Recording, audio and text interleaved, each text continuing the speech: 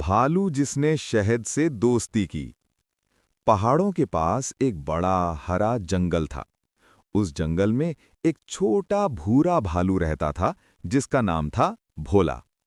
भोला भालू बाकी भालुओं जैसा नहीं था। उसे मीठा शहद बिल्कुल पसंद नहीं था।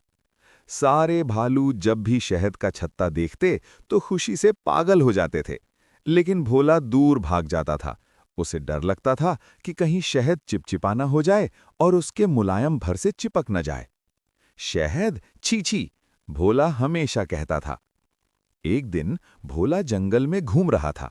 उसने देखा कि एक छोटा सुनहरी रंग का मधुमक्खी का बच्चा एक फूल पर बैठा रो रहा है।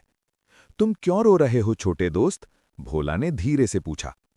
मधुमक्खी के बच्चे ने फुसफुसाते हुए कहा, मेरा नाम गुंजन है। मैं अपने शहद के घर से दूर आ गया हूं और मुझे वापस जाने का रास्ता नहीं मिल रहा। मुझे डर लग रहा है कि मैं अपने छत्ते तक नहीं पहुंच पाऊंगा। भोला को गुंजन पर दया आ गई। घबराओ मत गुंजन, मैं तुम्हारी मदद करूंगा, भोला ने कहा।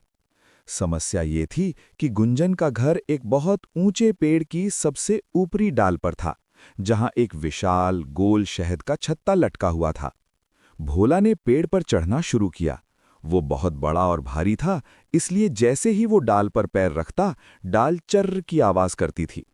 आखिरकार भोला बहुत मुश्किल से छत्ते के पास पहुंचा। ये रहा तुम्हारा घर गुंजन, भोला ने कहा। लेकिन गुंजन ने कहा, धन्यवाद भोला, लेकिन मैं अंदर नहीं जा सकता। छत्ता थोड़ा टूटा हुआ है और वहां से शहद की एक बड़ी बूंद टपक रही है। भोला ने नीचे देखा। सचमुच शहद की एक मोटी सुनहरी बूंद धीरे धीरे नीचे गिर रही थी। भोला को डर लगा कि कहीं वो बूंद उस पर न गिर जाए। गुंजन ने भोला से मदद के लिए विनती की।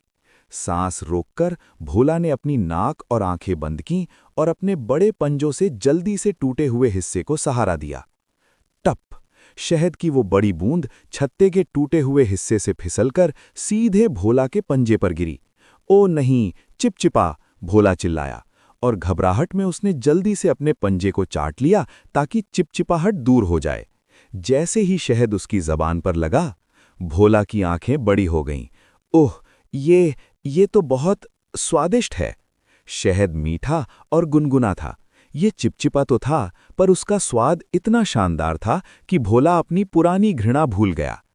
छत्ते की मरम्मत हो गई और गुंजन अपने घर सुरक्षित पहुंच गया। और भोला उस दिन से बदल गया। वो अभी भी सबसे बहादुर भालू था, लेकिन अब वो शहद से डरता नहीं था, बल्कि वो अब हर रविवार को गुंजन के घर जाता था, सिर्फ दोस्ती बनाए रखने के लिए और शायद एक छोटा चम्मच शहद खाने के लिए भी। भोला भालू अब शहद का दोस्त बन गया।